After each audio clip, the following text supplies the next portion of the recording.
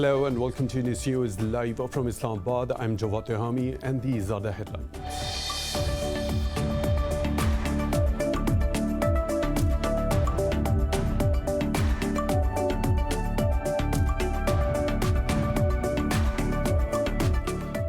Tensions are high in East Jerusalem as far-right pro-settler Israeli groups gather for a controversial march through the occupied territory.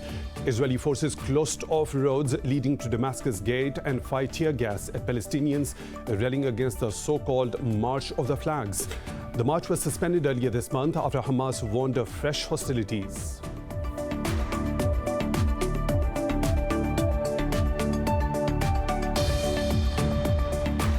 The Pakistan Army has once again expressed solidarity with the Kashmiri people in their just struggle for the right to self-determination.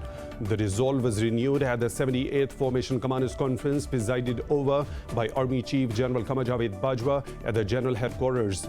The forum reviewed the prevailing situation along the eastern border and measures being taken to enhance security along the border with Afghanistan.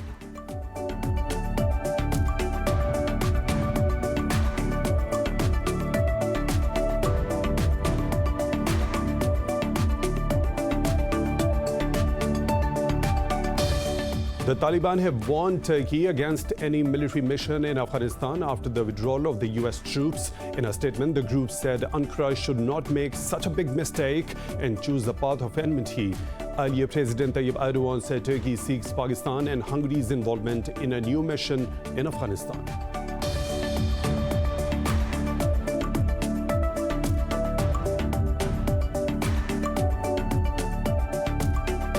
In Somalia, a suicide bomb blast has killed at least 15 army recruits at a training camp in the capital Mogadishu. Authorities say 15 others have been injured in the incident. There has been no immediate claim of responsibility for the attack.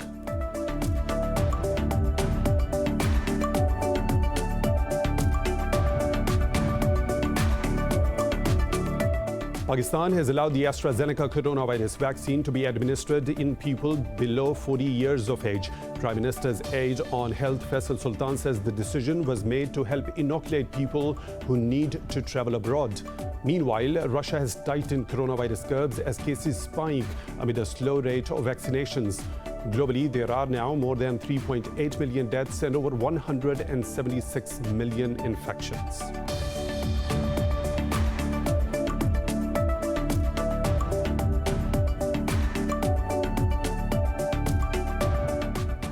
And in cricket, Lahore QALANDARS are chasing a target of 159 runs set by Quetta Gladiators in the 23rd match of the Pakistan Super League in Abu Dhabi. Jake Weatherald scored 48 runs for Gladiators, while James Faulkner took 3 wickets for QALANDARS.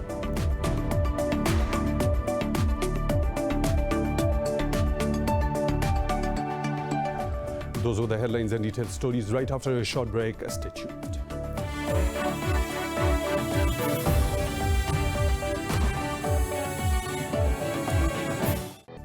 Welcome back, and now with the news in detail. Tensions are high in East Jerusalem as far-right pro-settler Israeli groups gather for a controversial march through the occupied territory. Israeli forces closed off roads leading to Damascus Gate and fired tear gas at Palestinians rallying against the so-called March of the Flags. Several Palestinians have been wounded during the clashes. The march was suspended earlier this month after Hamas warned of fresh hostilities, but the new Israeli government gave it a green signal. Palestine's Prime Minister Mohammed Shata'i termed the march a provocation against Palestinians. The Pakistan Army has once again expressed solidarity with the Kashmiri people in their just struggle for their right to self-determination. The resolve was renewed at the 78th Formation Commanders Conference presided over by Army Chief General Qamar Javed Bajwa at the General Headquarters. The forum reviewed the prevailing situation along the eastern border and measures being taken to enhance security along the border with Afghanistan. Attended by Corps commanders and principal staff officers, the forum was briefed on the prevalent geostrategic environment and challenges to national security. According to military's media wing, the conference paid a rich tribute to the tribal people for their sacrifices in the war against terrorism. It said the Army Chief expressed satisfaction over the progress being made in stabilization operations across the country following the Raddul Fasad operation. The Army Chief also appreciated troops for assisting the civil administration in the fight against the coronavirus pandemic. The Taliban have warned Turkey against the deployment of any military mission in Afghanistan after the withdrawal of the U.S. troops. In a statement, the group said Ankara should not make such a big mistake and choose the path of enmity. Earlier, President Tayyip Erdogan said Turkey seeks a new mission with Pakistan and Hungary's involvement, but said Ankara will need Washington's diplomatic, logistics and financial support if it is to maintain troops in Afghanistan. Last week, Erdogan said that Turkey would be the only reliable country left to stabilize Afghanistan after the U.S. pulls out its troops. In response, the Taliban said Ankara is a member of NATO alliance and it should also withdraw troops under the 2020 deal. In Afghanistan, unidentified gunmen have killed 5 polio workers in 5 separate attacks in Nangarhar province.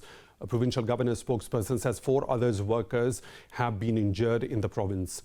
He said the attacks were carried out in Sorkhrod and Khogiani districts and the city of Jalalabad. The spokesperson said special security arrangements were not made for the workers despite requests. Polio immunization drive head Dr. Jan Mohammed said today was the second day of operations after 3 months. Mohammed regretted that they have to suspend the vaccination drive once again. No group has yet claimed the responsibility for the attacks. In Somalia, a suicide bomb blast has killed at least 15 army recruits at a training camp in the capital, Mogadishu. Authorities say 15 others have been injured in the incident. An official said the bomber was hiding among the recruits outside the General Degobadan military camp. Army officer Muhammad Adan feared the death toll could rise. There has been no immediate claim of responsibility for the attack. Beijing has urged NATO to stop exaggerating the China threat theory. In a statement, China's mission to the European Union said the alliance is misjudging the international situation. It said NATO is slandering China's peaceful development, which indicates a Cold War mentality. Beijing warned that it will not remain indifferent in the face of a systemic challenge. This comes after the group's leaders warned that China poses a threat to the security of the alliance. Speaking after a summit in Brussels, NATO Secretary General Jens Stoltenberg said the alliance sought to counter China. The U.S. Navy says an aircraft carrier group led by the USS Ronald Reagan has entered the South China Sea. China frequently objects to the U.S. military missions in the region, saying they do not help promote peace or stability. The Navy said the routine mission includes guided missile cruiser USS Shiloh and destroyer USS Halsey. It said the strike group is conducting maritime security operations in the sea. These include flight operations, maritime strike exercises, and coordinated tactical training between surface and air units. This coincides with the rising tensions between Washington and Beijing, escalated by the G7 and NATO summits. Moscow says it is ready to reciprocate if Washington returns Russian prisoners held in the U.S. Russian Deputy Foreign Minister Sergei Ryabkov made these remarks ahead of a meeting between the 2 presidents in Geneva. In an interview, Ryabkov said the summit may result in the return of the expelled ambassadors of Russia and the U.S. He added, this would be an important signal that a difficult page is turning and something new is beginning. But the minister noted it would be naive to expect large-scale and far-reaching breakthroughs. He also said Moscow has passed on its proposal for strategic stability to Washington. On arms control, Ryabkov said the process could acquire a multilateral character.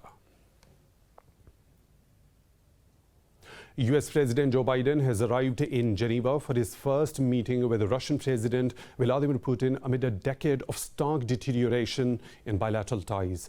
The 2 leaders are set to meet on Wednesday. White House officials have downplayed their expectations for the meeting. A senior official in the Biden administration has said he doesn't expect big outcomes from the meeting.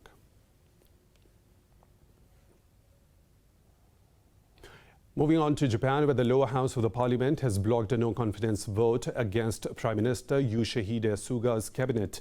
The opposition submitted the motion after the ruling coalition rejected their demand to extend the current parliamentary session.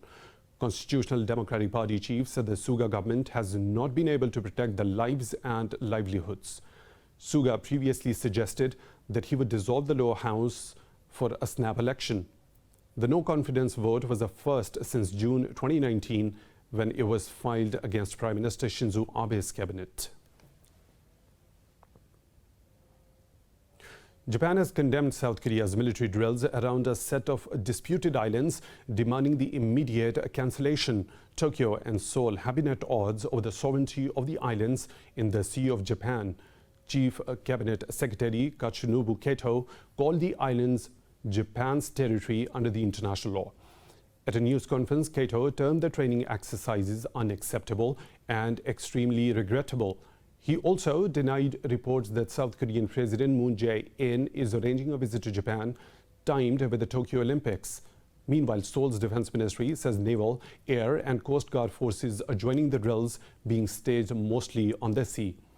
The drills around the islands have taken place twice a year since 1986, prompting frequent protests from Japan. Deaths from COVID-19 in the U.S. have crossed 600,000 with nearly 33.5 million cases. Globally, the virus has claimed over 3.8 million lives and infected more than 176 million people. More in this report. Although COVID-19 vaccination graphs around the world bring hopes of normalcy, the number of cases shows little signs of retreating. Chile says it will extend a COVID-19 emergency through September to allow the government to impose restrictions. Cases have soared in the country to some of their highest levels since the pandemic began, despite 61% of citizens receiving at least one vaccine dose and 48% being fully vaccinated. Brazil has extended the validity of the single-shot Johnson & Johnson vaccine, prolonging its shelf life from 3 months to 4.5. Meanwhile, as the U.S. emerges from lockdowns, the grim milestone of 600,000 deaths is a painful reminder. It's just very sad, and it's very hard to know that I'm coming on a year. But I do feel that he made such a strong impact on all of our lives that he's still with us. Over in Europe, hundreds of protesters gathered around London's Parliament Square against the delay in further easing of restrictions. British Health Minister Matt Hancock says the government took the decision with a heavy heart, following concerns about a rapid rise in Delta variant infections, first discovered in India. The Delta variant now accounts for over 90% of cases across the country. We know the Delta variant spreads more easily, and there's evidence that the risk of hospitalization is higher than for the previously dominant Alpha variant. Mr. Speaker, case numbers are rising, up 64% on last week in England. India has reported more than 2,700 deaths and over 60,000 new infections in the past 24 hours, the lowest cases since March 31st. Meanwhile, Japan will send 1 million COVID-19 vaccine doses to Vietnam. Tokyo says it also plans to send doses to Indonesia, Malaysia, the Philippines and Thailand next month. Pakistan has reported 59 deaths from coronavirus in the past 24 hours. The health ministry says the tally of the fatalities is approaching 21,800. The country has reported more than 942,000 cases since the pandemic began, with over 878,000 recoveries. There are nearly 41,000 active cases in the country, out of which 2,600 are critical. According to the ministry, over 11 million vaccines have been administered in the country to date. It has also lifted a ban on the use of AZSTRAZENECA's COVID-19 vaccine for people below the age of 40 for traveling abroad. Pakistan says it is keen to expand military cooperation with Egypt.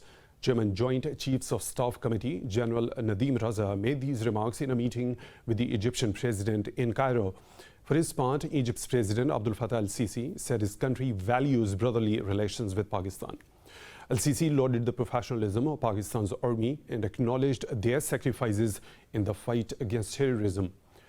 General Raza also met the Egyptian Defense Minister, Army Chief, and chiefs of the tri-services. Moreover, the chief led the second round of defense and security talks there. He highlighted Pakistan's role in countering terrorism and in regional stability and connectivity. More stories to follow right after a short break. Stay tuned.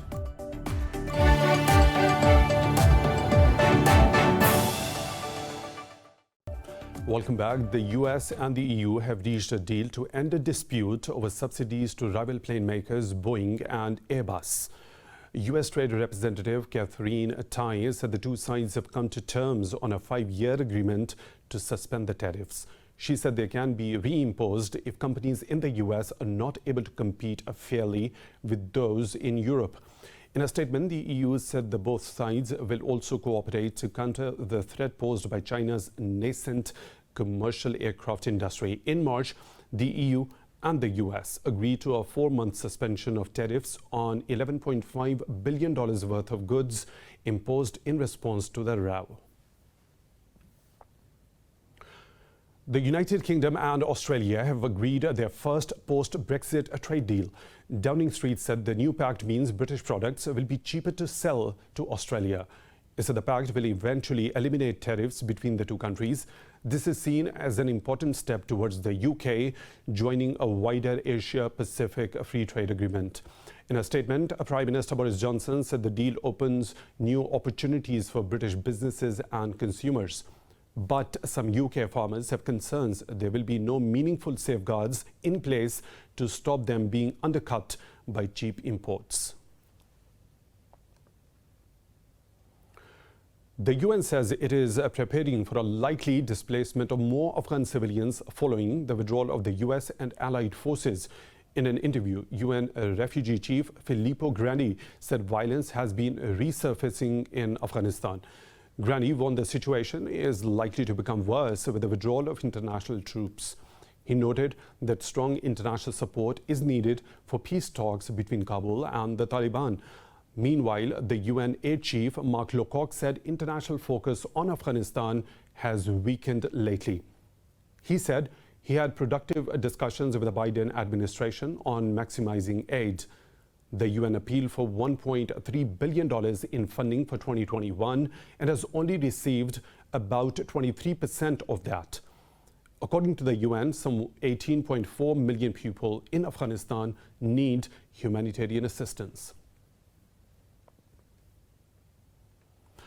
Meanwhile, in Myanmar, demonstrators are staging a sit-in against the military regime in the Myang township of Magwe region. Many marched in Mandalay City, Sagyang and Tanin Thiyari region, calling for a boycott of military-linked products. In Kachin State's Hapakan, people took to the streets, vowing to root out the military regime. The dissent continues even though the military has killed 863 civilians and arrested over 6,000 since the coup. This comes a day after ousted leader Aung San Suu Kyi went on trial for 3 cases in Naypyidaw. They were linked to the illegal possession of walkie-talkie radios and breaching coronavirus regulations. The European Court of Justice has allowed the national watchdogs of member states to act against data violations. The court said the supervisory bodies are allowed to act even if they are not the lead regulators for the firms. EU's top court got involved after a Belgian court sought guidance. Facebook had challenged against the territorial competence of a Belgian data watchdog. The watchdog attempted to stop the company from tracking users in Belgium through cookies stored in plugins. The ruling could encourage national agencies to act against tech firms that all have their EU headquarters in Ireland. Many national watchdogs in the bloc complain about their Irish counterparts, saying it takes too long to decide on cases. The outgoing UN aid chief has slammed the G7 for failing to come up with a global vaccination plan against COVID-19. In an interview, Mark Lowcock said the group's pledge to provide 1 billion doses over the next year is a small step. Lowcock said the supply will vaccinate about 10% of the population of low and middle-income countries. He said such sporadic and small-scale handouts from rich countries to poor countries are not a serious plan. He added the group of wealthy nations essentially completely failed to show the necessary urgency to end the pandemic. He said the G7 could also have done a lot more to provide vital supplies such as oxygen and ventilators. Scientists have warned that the tipping point for irreversible global warming has been crossed. In the first findings, the scientists said the Arctic sea ice had melted fastest in 2020. They added that the spread of sea ice in the summer was only half as large as decades ago. Experts have collected more than 150 terabytes of data and more than 1,000 ice samples. The collected data will determine if the Arctic sea ice can be saved. The scientists have also called for an urgent action to halt global warming.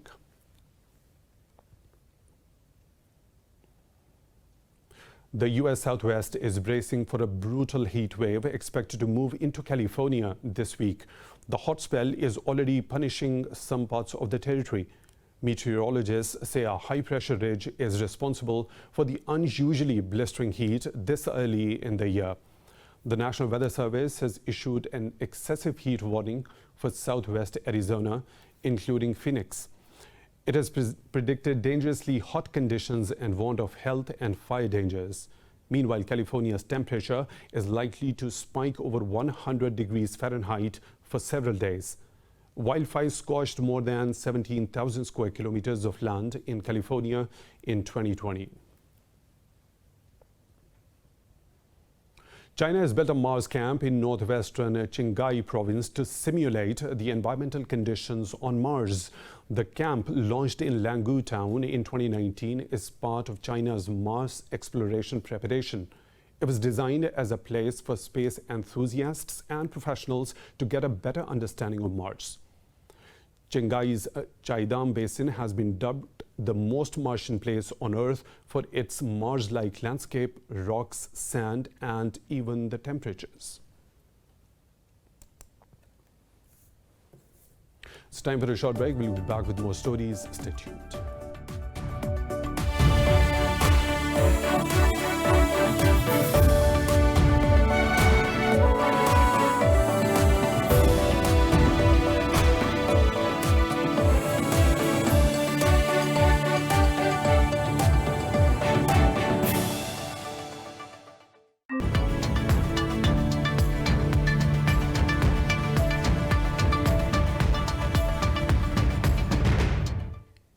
Now the business updates. The Wall Street stocks have dropped ahead of the Federal Reserve's latest monetary policy meeting.